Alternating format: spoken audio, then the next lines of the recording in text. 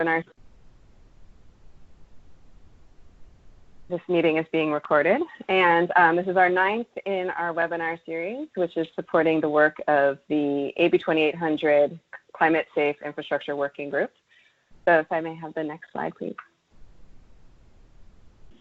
And right now you're hearing the voice of Juliette Hart from USGS, and my co-host and co-facilitator on this project is Dr. Susie Moser, who will be joining as well. Next slide. And for those who have not yet participated on one of these webinars, we wanted to give you a little bit of background about what AB 2800 is, if you aren't familiar with it. This legislation was passed by the State Assembly in 2016. It was proposed and put forward by Assemblymember Cork and sponsored by the Union of Concerned Scientists.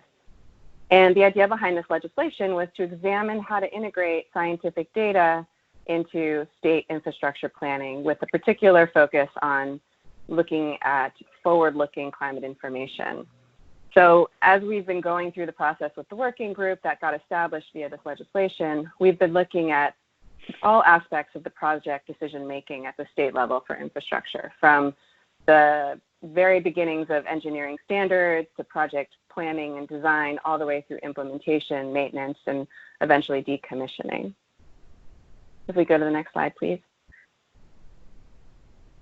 So the most important piece that came out of the legislation was the establishment of this infrastructure working group, and you see the members there in the center, and then of course it's supported by the state with Kaylee Bright and Elia Beckerlow, Joey Wall, and Guido Franco. So we've been meeting we've had 5 meetings so far, and we have our final meeting coming up in June, and we've been diligently working and trying to work through a number of different questions posed to us in the bill. So if you can go to the next slide.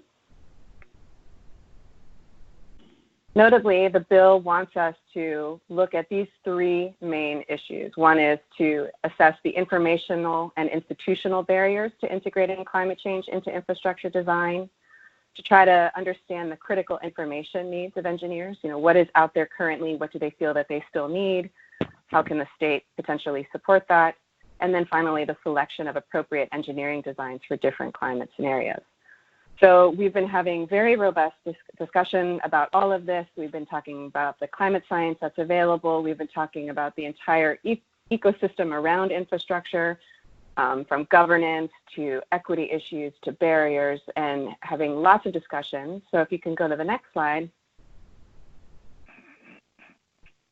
Part of what we've done in order to bolster this conversation is we've developed this webinar series. So we have our very distinguished working group who's grappling with these issues, but there are also a lot of fascinating, really, experts out there that are thinking about these same questions. And so through this webinar series, we're trying to bring those voices in so that it can help the working group as they're deliberating, but then also it has the equally important part of allowing us to reach more broadly to interested stakeholders, such as those of you on this webinar, to let you know what we're doing with this project, and for to just general education as well.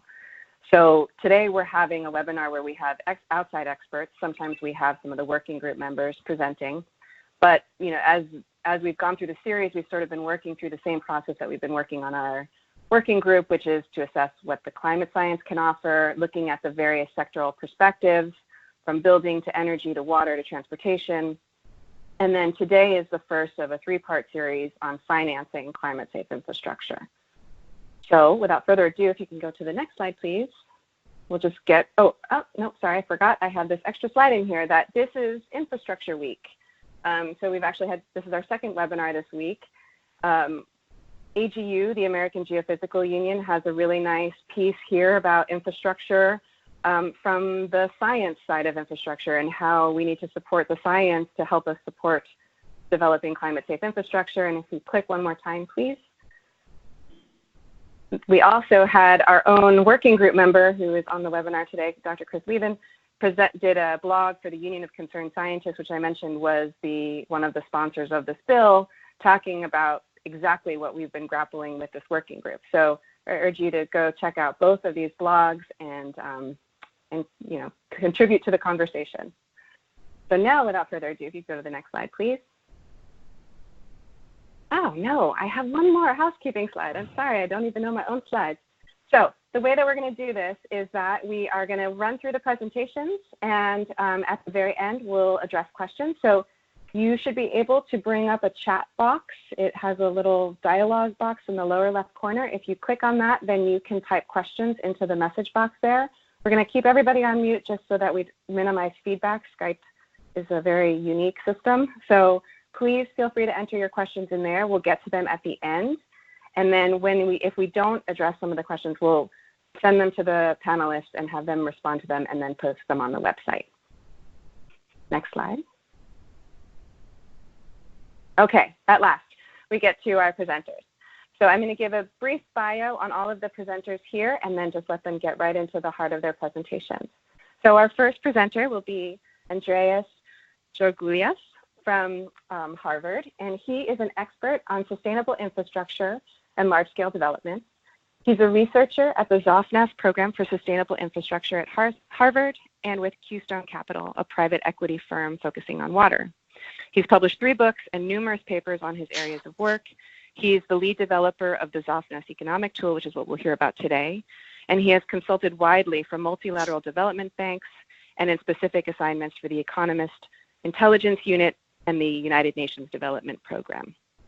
Our next speaker will be Shalini Vajhala, who is the founder and CEO of Refocus Partners, which is a design firm dedicated to developing integrated resilient infrastructure solutions and innovative public-private partnerships for vulnerable communities around the world. Prior to founding Refocus, Shalini served as special representative in the Office of Administrator Lisa Jackson at the US EPA, where she led the US-Brazil Joint Initiative on Urban Sustainability. And prior to that, she was Deputy Assistant Administrator in the Office of International and Tribal Affairs at EPA and Deputy Associate Director for Energy and Climate at the White House Council on Environmental Quality. And finally, our third presenter will be David Dodd. He is the chairman and president of the Resilience Center, and he has 28 years of experience in disaster recovery, finance, and economic development. He has served as Dean of the University of Oklahoma's Economic Development Institute and chairman of the Resilience Development Institute. He is a certified economic developer and a fellow member of the International Economic Development Council. He's on the team of specialists for the International Center of Excellence and is team leader for the Public-Private Partnerships development of standards in emergency healthcare. So as with all of our webinars, you can see we have yet another distinguished panel of presenters, and so we'll just get right to their presentations and hear what they have to say and then come back and ask some questions. So our first presenter is Andreas. If you can go to the first slide, next slide, please, Joey.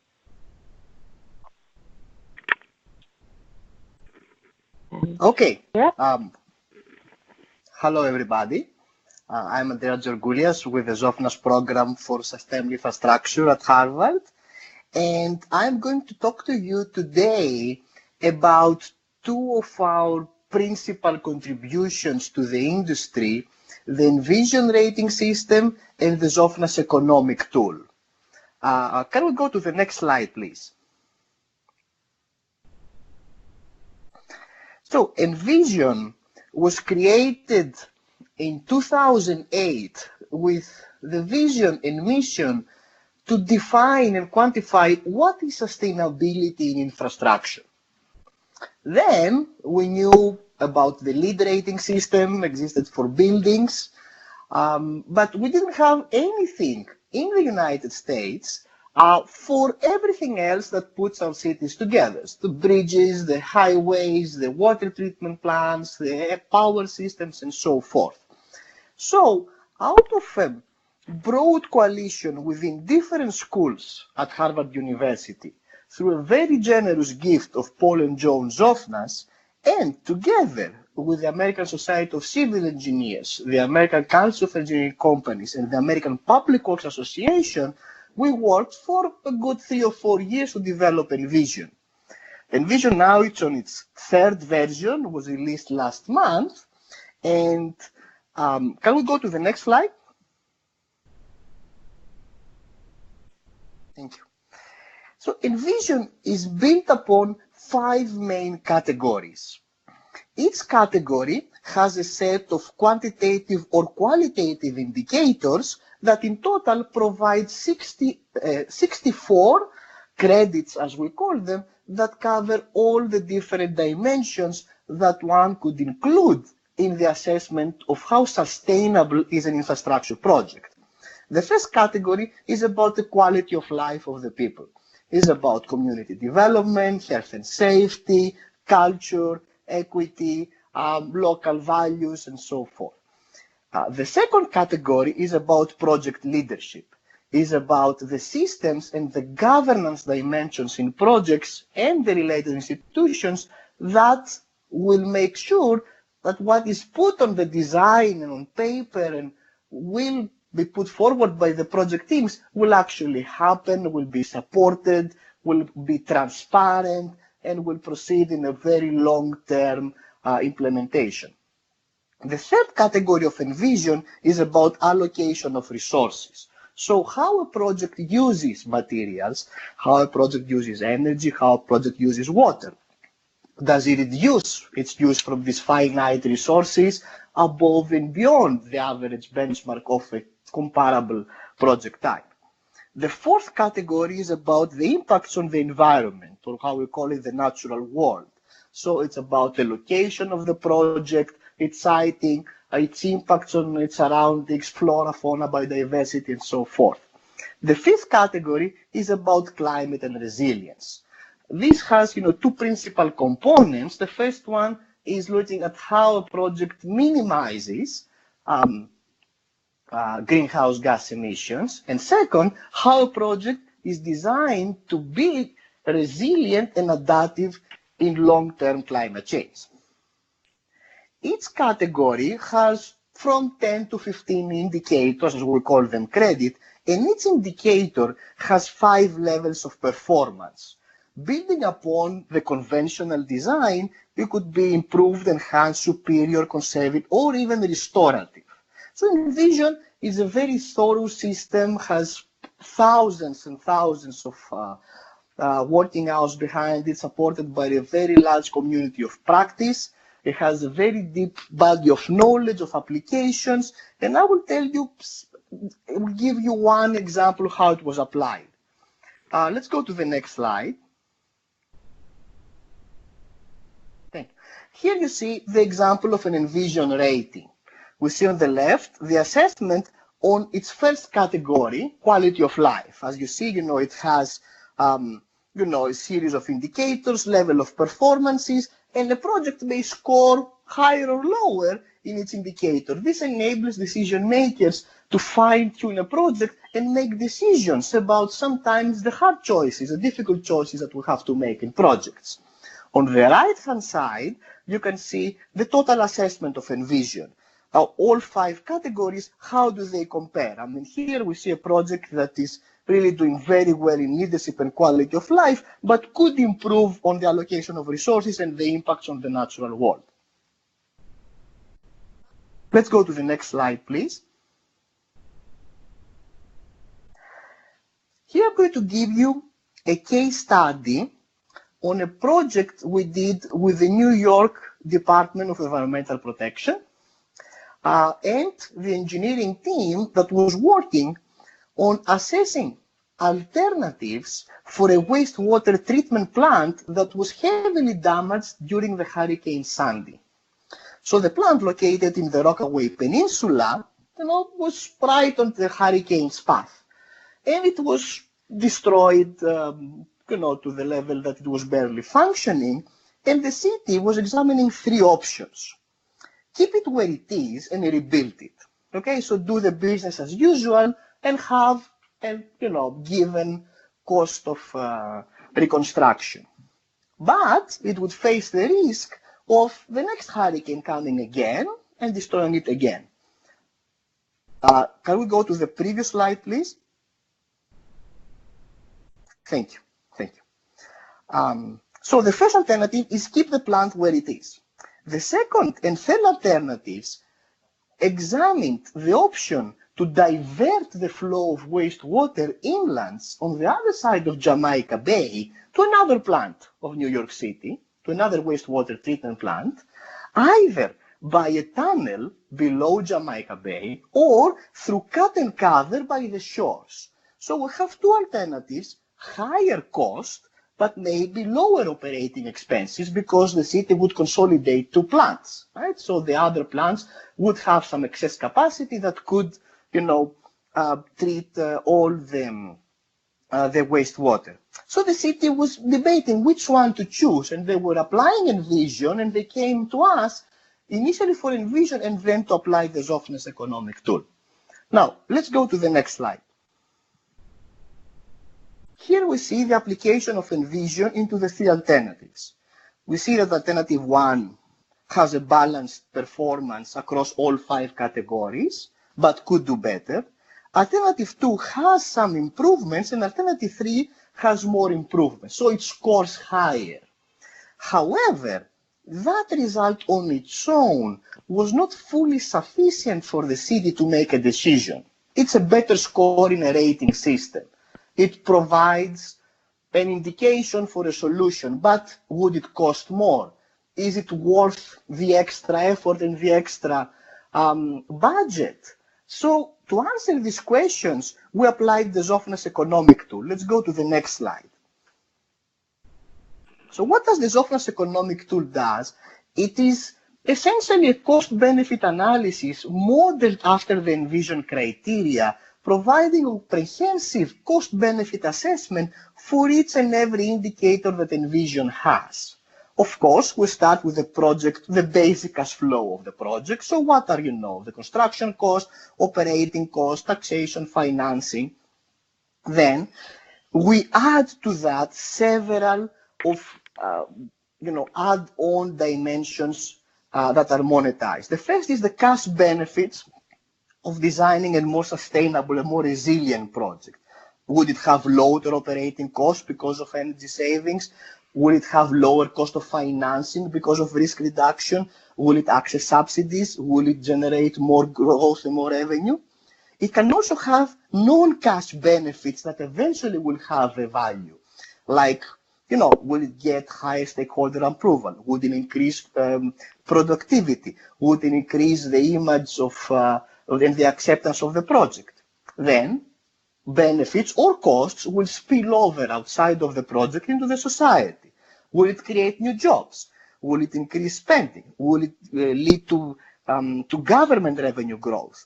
And of course, non-cash benefits for the society, education, health, the environment, biodiversity. All of these, to the extent that it is possible to quantify and monetize these. I mean, we were able to quantify and monetize close to 70% of the Envision credits because some of them are very qualitative. But for those that we were able to quantify, we have built a series of economic calculators that one can access at our website. The tool is available to all for use. Can we go to the next slide? Where, for example, on the credit in the third category, Natural World 1.1, preserving prime habitat, we have done research to see, what are the different dimensions of the benefits or the impacts, and what are the ranges of values that one could see these benefits, extending to, and what are the quantification methodologies. So on a case by case, these vary a lot, from hedonic modeling of people's spending to, avoided costs, to impacts on health and the subsequent treatment and so forth. Let's proceed, respecting the time for this presentation. So here we see the quantification of construction impacts. What you see here is the net present value of the costs and benefits for a 100-year horizon. We see that for construction, we may have a tax base increase from construction jobs, but we would also have noise and vibration impacts. We will have waste impacts. Also, we will have spillover benefits from construction spending, but we will have impacts from the embodied energy from construction materials and subsequent consumption. If we go to the next slide, we see that for alternative one, for example, keeping the plant where it is, we start from construction cost. We add the operation costs, 100 years net present value, and then we add risk and contingencies, construction impacts, operation, air pollution, climate change to have a total net present value for the total cost to the city for this alternative. And if we go to the next slide, we compare the alternatives. So we see that the three alternatives have, three different construction costs. Many times the decision stops there. What's the cheapest solution to build today? So we'll pick solution one. What's the most expensive? Solution two. And in between, solution three. But we see if we add the operations and the external costs and benefits, the choice may become clearer. And this is what also the initial Envision assessment supported from the initial Envision rating. But here we have it quantified. It's more brought into a scale, of course, with all the caveats we need to take for the quantification of all of these metrics. But this provided a very useful tool to the hands of the decision maker of New York City on which solution to proceed. And how to fine-tune and calibrate it, and at the end, what could be the potential impacts that they would need to be aware of in their long-term planning for general infrastructure. I will stop here. This is what I wanted to present to you, the Envision Rating system for sustainable infrastructure and the Softness economic tool within the concept of financing resilient infrastructure to really see how this could be applied in three alternatives of a wastewater treatment plant in New York City. Thank you very much for your attention, and I'm looking forward to the presentation of my two co-presenters and the questions from all of you. Thank you, Andreas. And so now you see his contact information. So if you want to reach out to him directly after this, you can do so as well. But thank you. Envision has been a topic of conversation in many of our working group meetings. So it was great to get the primer and then this example of how you can bring it into the economic world. And so for now, we will move over to the next slide to Shalini's presentation, who will talk about some of the other things that we've been discussing, resilience bonds and the different types of mechanisms that are out there for financing this work. So Shalini, we have you up. I know you're flying a little bit blind, so we'll work together on this. Sounds great. Thank you, Juliet, and thank you, Susie. It's great to talk with you all today. So I'm going to zoom in a little bit from Andreas's great presentation and speak to you specifically about some of the work that my team and I have been doing for the past 5 years with cities around the world on capturing value from resilient infrastructure project design. So you go to the next slide. You'll see a set of images here, and these might be familiar to some of you, but the reason that I start most presentations with this set of images is that when we talk about resilient infrastructure, it's very easy to get caught up in wordsmithing definitions of resilience.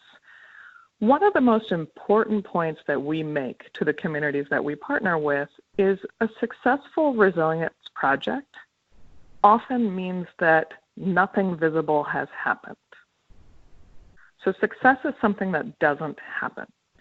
And Andreas did a great job walking through how you quantify that on a 100-year time scale. What we do is we try to bring it down to the very practical set of questions that decision makers today would know how to recognize and be able to describe to communities. So on this slide, what you see on the left is a picture of the New York subway system flooded after Hurricane Sandy. And the amazingly similar pictures are on the right are from a water main break on Sunset Boulevard in LA. What you should take away from this is that these two things look surprisingly similar in practice, even though the causes and the underlying drivers of what made the system less resilient are very different. So moving to the next slide, how we see infrastructure design is we see infrastructure as a means to an end, all of it. Coastal protection all the way out to resource efficient water, waste, energy systems, you name it. A lot of infrastructure is designed to reduce risk. Think about things like the New Orleans levee systems or the Thames Barrier in London. These are major projects that were designed to protect public sector interests and assets, but they had the added benefit of ensuring that private companies, particularly insurance companies, lose less money because both public and private policyholders are better protected.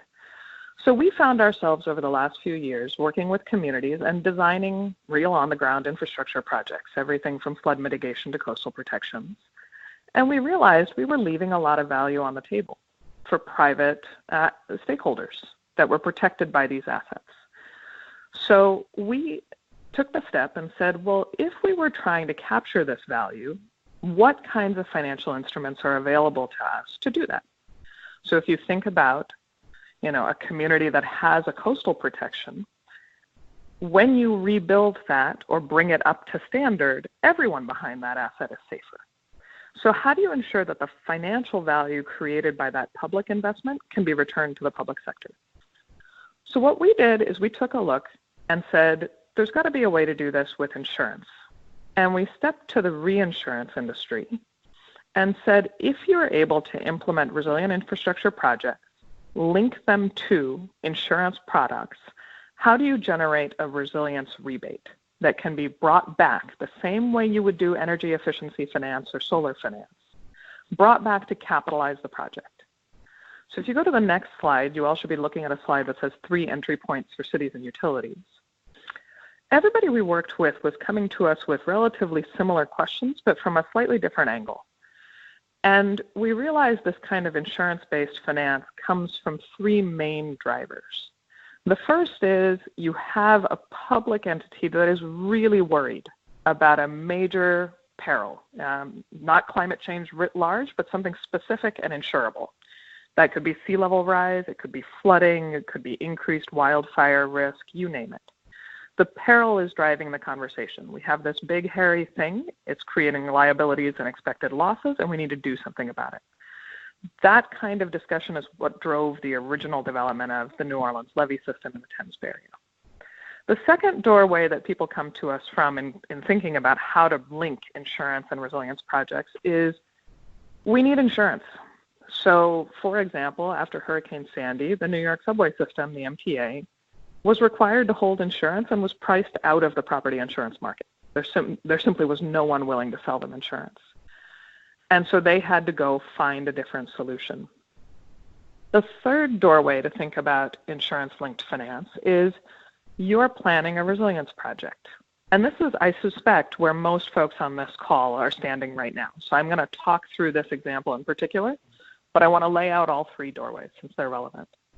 When you think about linking resilient infrastructure and insurance, if you start with a project, I'm upgrading my seawall, or I'm building a natural defense, a wetland, a mangrove, how do I fund that project, and how do I capture value from it?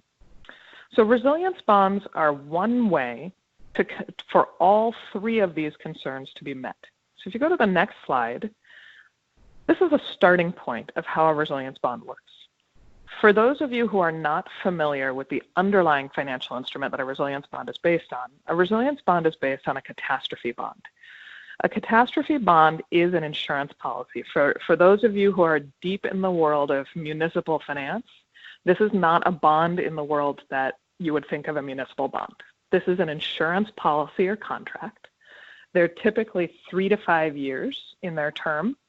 And what makes them unique is that in the event of a predetermined disaster, like a hurricane or a fire, the bond triggers, which means it pays out the entire amount of the policy to the policyholder. So the best analogy to this is it looks a lot like life insurance, where you get a huge lump sum of money if something terrible happens. Just like life insurance, the outcome isn't great. You have to die to get the money. So you generally do not want these catastrophe bonds to trigger. But they are meant to be worst case insurance. What we realized in designing resilience bonds is that the structure of a policyholder that has insurance for property and catastrophe insurance, if you make yourself safer by building resilient infrastructure, you should be able to measure the amount that your risk is reduced using the same financial industry models that helped you set the terms of your catastrophe insurance and capture the difference in a world with the bond and without in the world with the project and without the project. So going to the next slide, what you see is a typical structure of how insurance in your community works now. You have a city or a utility that holds insurance policies through its risk management division or has self-insurance so that you're setting aside money to cover your costs. If you're going to the private markets for insurance, sometimes they're passing that through to investors and selling you a product. And then on the other hand, you have a public works department that's building infrastructure. If you're doing resilient infrastructure, go to the next slide, please. You see now that a resilient infrastructure project sits in the same place. Your public works department is going ahead. You're creating project benefits. You're funding the project. But what's unique about resilient infrastructure is you're also reducing the losses that are likely to be incurred by your current risk management program. So next slide. What a resilience bond does is it actually monetizes those avoided losses in the form of looking at the probability of reduced expected loss, how that translates to reduced costs and premiums. So if you think about this, an investor is less likely to lose their money if you're better protected. So the bond, you don't have to pay them as much to hold the risk. That difference is your resilience rebate. This is a very, very, it's a tweak. It's a very plain vanilla tweak to an instrument right now that's used in the financial industry that has about $30 billion behind it. That's the size of the catastrophe bond market. And if you go to the next slide, what we see the benefits of resilience bonds as are really threefold for communities. The first is if you're able to link your insurance and your risk management, or your resilient infrastructure and your risk management, you can do three things. You can help fill project funding gaps. So think about just the same way I use the analogy of energy efficiency. You're reducing the cost of your insurance and you're taking that money and applying it to the projects that make your insurance more cost effective. You can use savings to cover operations and maintenance. So think about the bars on Andreas's graph and making those more cost effective over time. The second one is, just like the New York subway system, you can actually help meet insurance compliance obligations. You can make insurance affordable and available where it wouldn't be otherwise. So you bring down the threshold for risk and being able to transfer that to private markets. And the third one that caught us by surprise when we were designing this instrument is we actually found a number of communities that came to us and said, we want to use catastrophe modeling to figure out the value of each incremental bit of protection in our communities. So what's the value if I go from 100-year storm protection to 200? And so you're actually able to improve project design integrity and not negotiate the terms of your seawall in a town hall meeting, but be able to put real numbers in front of communities to help them make more informed decisions. So everything I'm describing sits in complement to what you heard from Andreas. This is certainly only one. We do a lot of work in insurance-linked finance. This is a relatively new instrument. We just put this out in market, tested it in 2016. So it's still taking shape. But if you flip to the next slide, we found an enormous amount of interest from communities.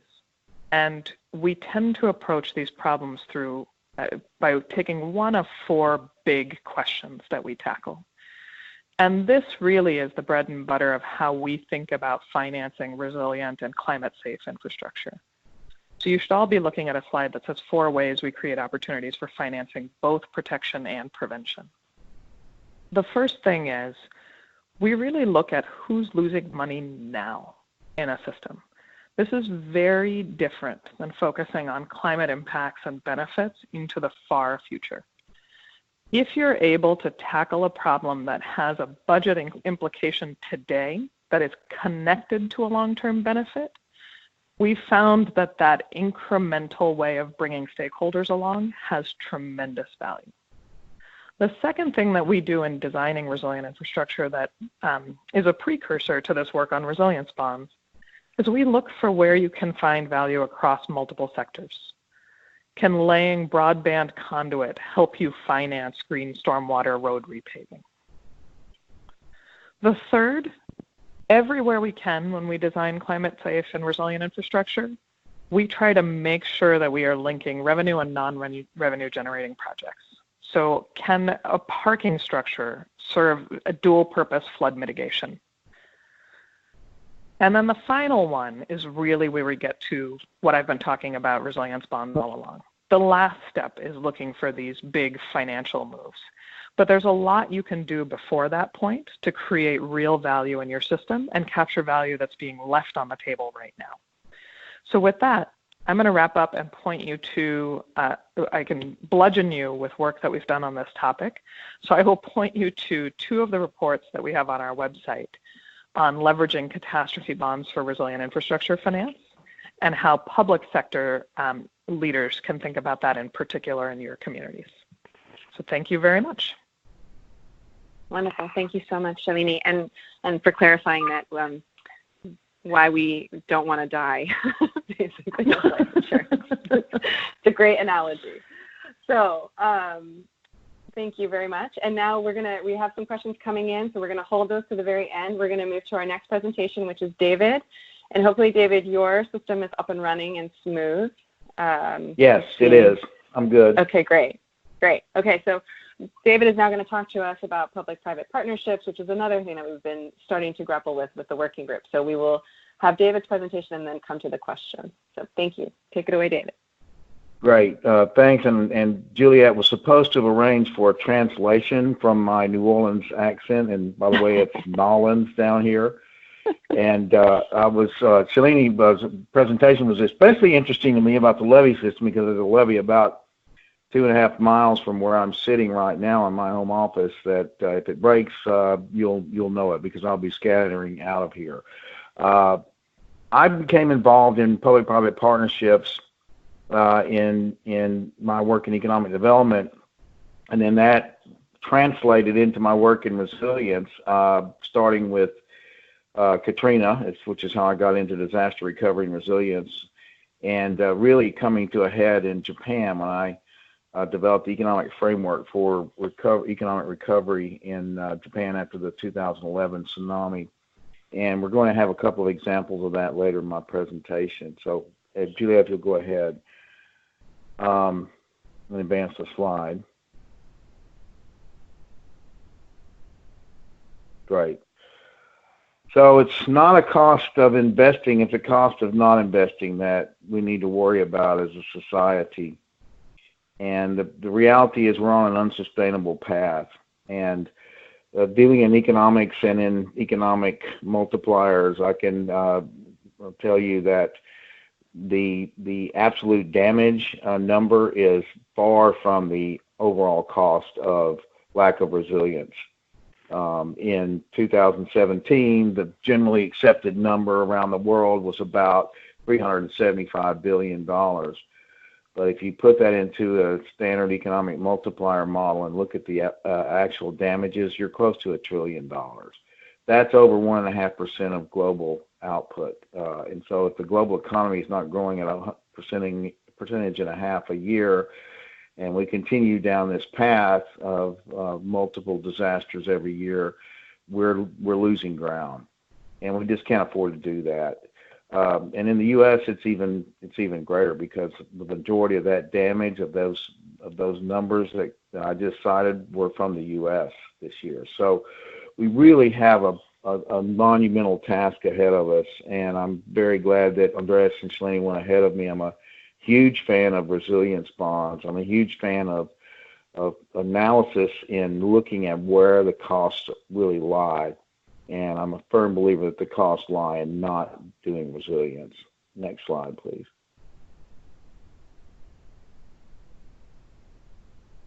So just an example of, what is a resilience-focused public-private partnership? In New Orleans, we had a beautiful Art Deco major hospital was built in the 30s.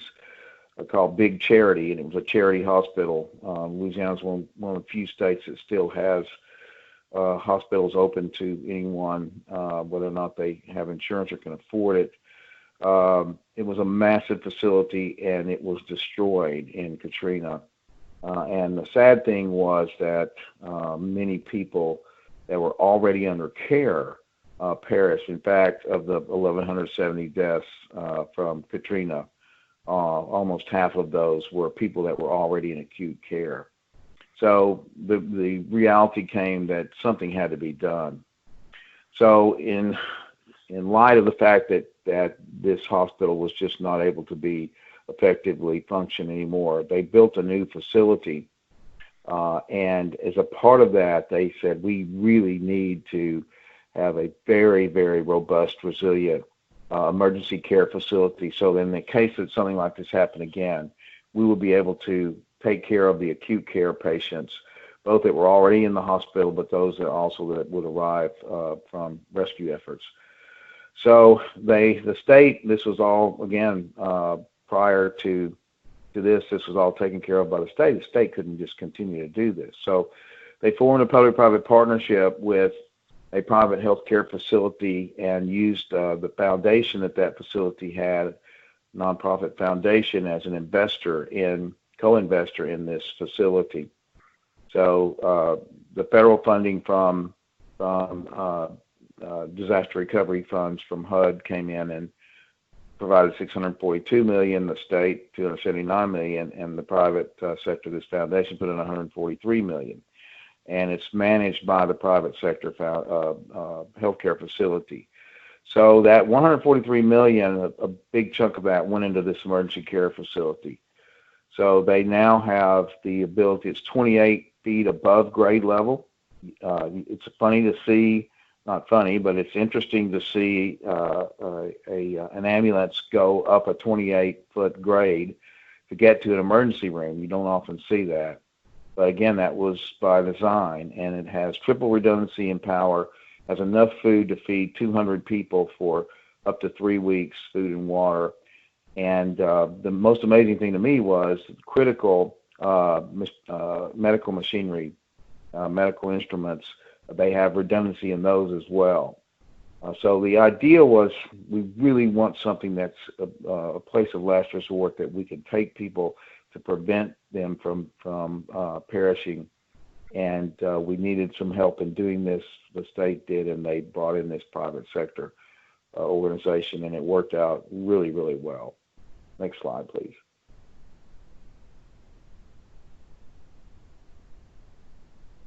Some other examples were in the Indian Ocean tsunami.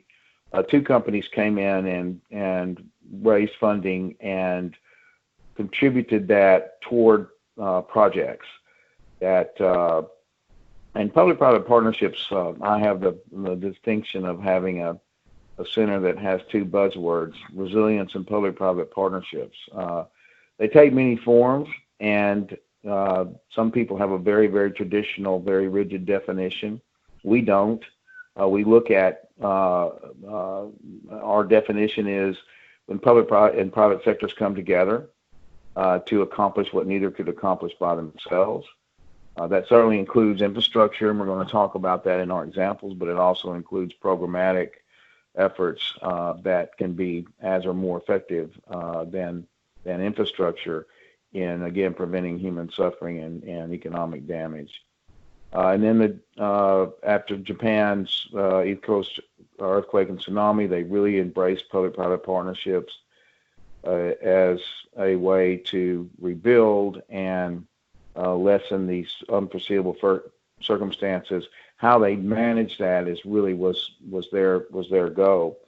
And that link is to a really good publication, because it's not theory, it's actual case studies of how Japan, through these public-private partnerships, increased resilience in their infrastructure systems, and how they did it while understanding the need of the private sector to provide a return. Next slide, please.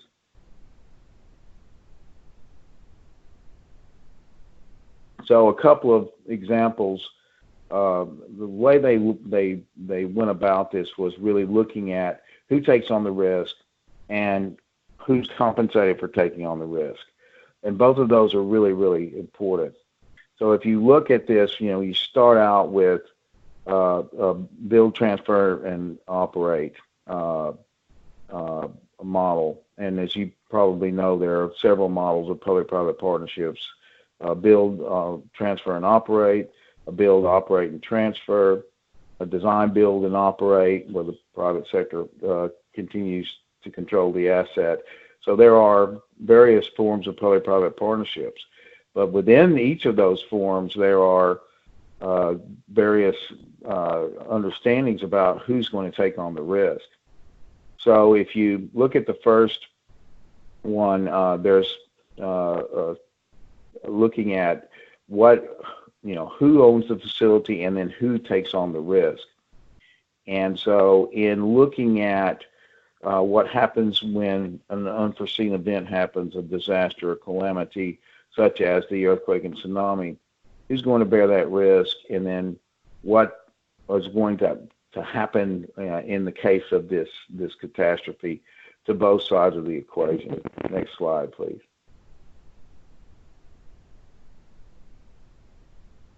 So this is an example of the FT Toll Road, where basically they define very succinctly what would constitute force majeure.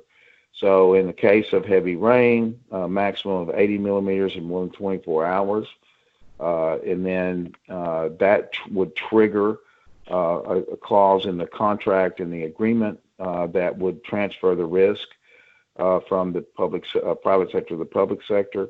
In the case of storms, maximum wind speed of 15 meters per second, or in high tide, storm surge, or tsunami caused by a storm. So if these events occur at that magnitude, then the public sector would step in and take on the risk of rebuilding and recovering that asset. Next slide, please. And this is a proposed framework for resilient public-private partnerships that the World Bank put forth. We work very closely with the World Bank and with other development organizations because they're really, really immersed in this. And our job is to take these principles that are developed and try to apply them in the real world settings in public-private partnerships. That both public-private partnerships, and I really appreciated Shalani's explanation of there is a difference between public-private partnerships that are specifically for resilience, such as a flood protection system, where the private sector may build, transfer, and then operate, or build and transfer the facility to the public sector, or the other way around, where it's the public sector actually does the construction and then transfers it to the private sector for operation and maintenance. But in each of these scenarios, there are conditions that really need to be taken into account. And so looking at how this is done from a policy standpoint, educating policymakers as to the advantages and risks of each of these scenarios, and then implementing those so that the risk is consummate with the return that is expected for these projects by both the private sector but also the public sector. So what public benefit occurs, what happens if there is an unforeseen event, a disaster, how do they compensate for that so that the private sector continues to be able to invest in these types of projects and operate them. And the bottom line is that we really have to shift our thinking from the standpoint of the public sector always coming in with a checkbook and bailing out regions that are affected and really preparing in advance so that damage is lessened. Go ahead, next slide.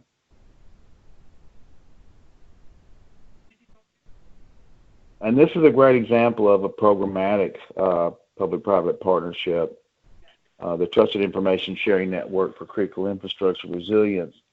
And it really is a mechanism to develop a partnership approach between business and government for more resilient critical infrastructure as a shared responsibility. And that's a really key component, because we have to shift our thinking that from the past thinking, and still to some extent the current thinking, that it's all the public sector's responsibility, to the private sector understanding that it's in their own best interest to play a role in making and ensuring that the facilities around the infrastructure around their facilities is resilient. And the most striking example of that for me was in Ofanto, a port city in Japan, where there was a massive Nippon steel plant.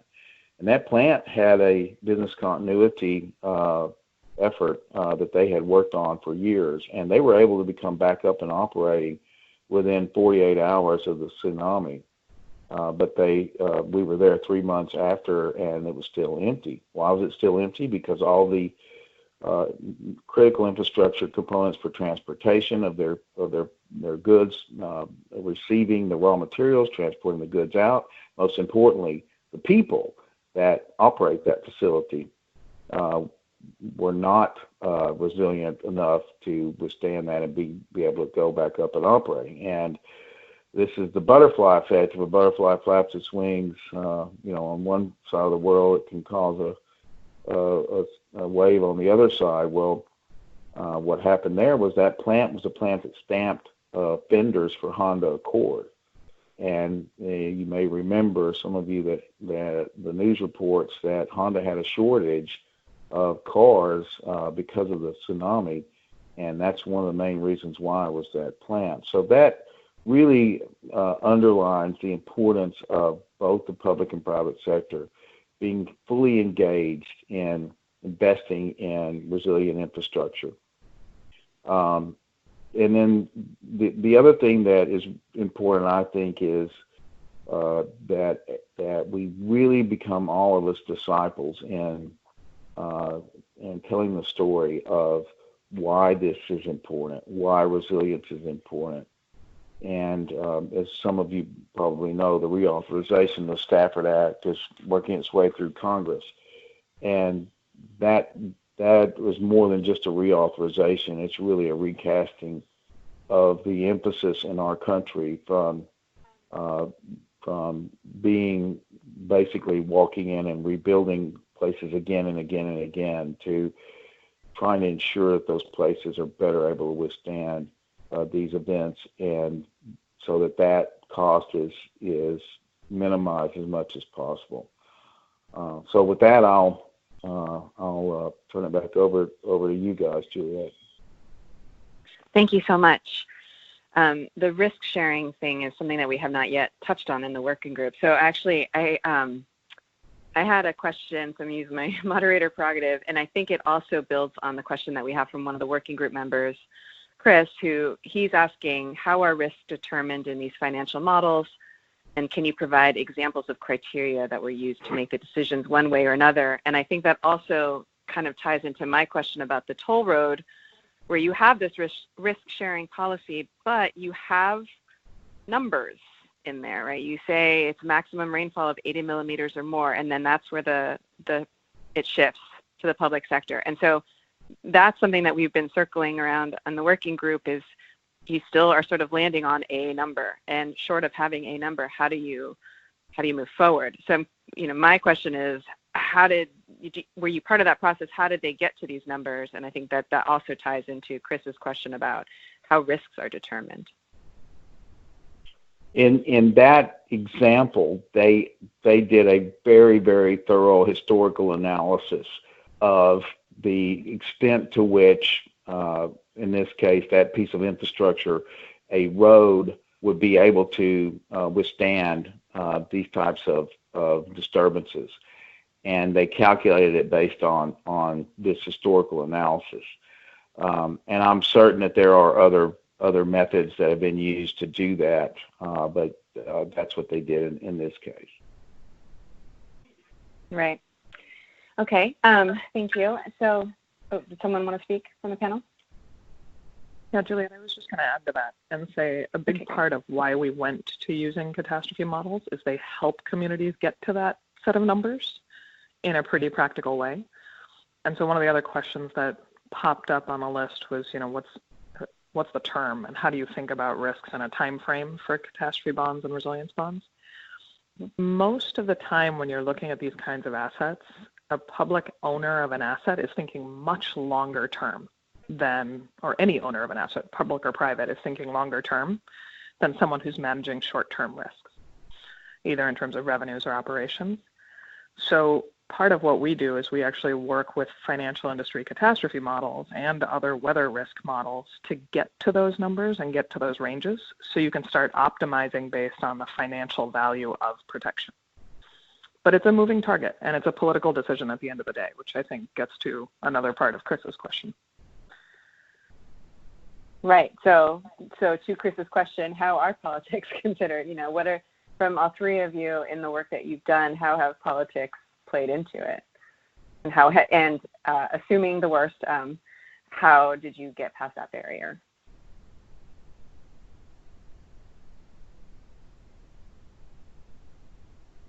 Open for anyone.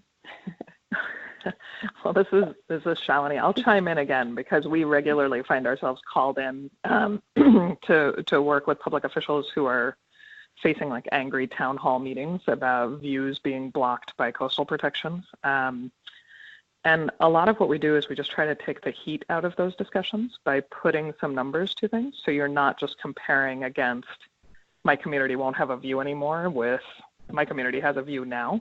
You're trying to make the risks and the interventions tangible. So we will actually say, here's the value of each inch of coastal protection on your wall. Now let's talk about how much you actually want to reduce that height.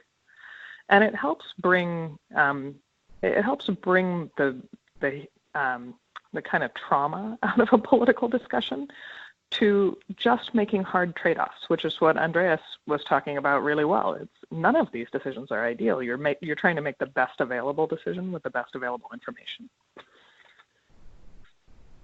Right. Yeah, and I'll chime in and agree with that 100%. And we had a situation in Louisiana after these massive floods in 2016, where the governor had actually asked for a comprehensive study of 23 watersheds throughout the state. And the attempt was to bring hazard mitigation to the regional level instead of the local level. And if you know about hazard mitigation grants, they generally are at the local level. Well, Community A is building levees that are going to negatively affect that Community B. So in that process, we had to bring a lot of data to the table because we had to show them beyond a doubt that their coming together would make each one of their own selfish interests more feasible than if they didn't come together. And I agree totally with Shalini that data is the best weapon.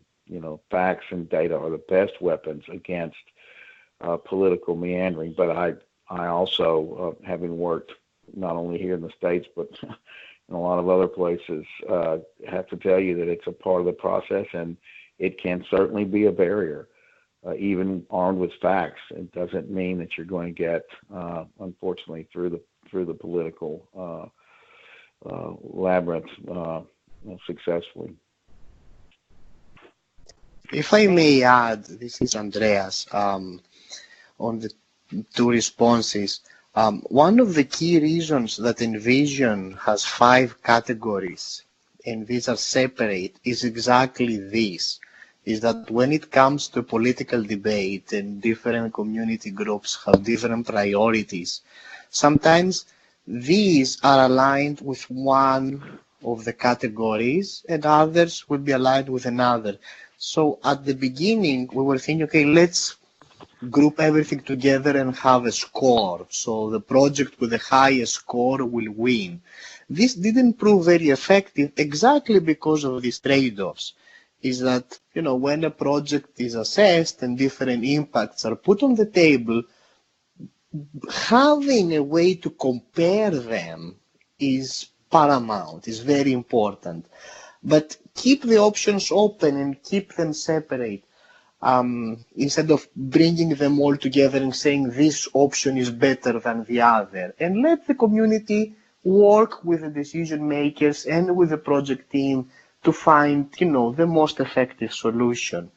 Another thing that we have done many times is that we include the key stakeholders of the project in the weights that we assign to the different vision criteria. I mean, Envision is a system that has a specific point value in each of the 64 dimensions and the 5, let's say, performance levels. But when we have the stakeholders in a room, we say, okay, let's talk about what is important to you. This is what we also did with New York, is from all of these factors, which matter, which don't, and give us an insight on how the impact could be, could materialize for you. And this helps to build in some momentum and to eventually discuss things, so not keep them polarized. For me, these are, two important things. I mean, sometimes even for the economic tool, things don't need to be converted into dollars all the time, but they should be monetized,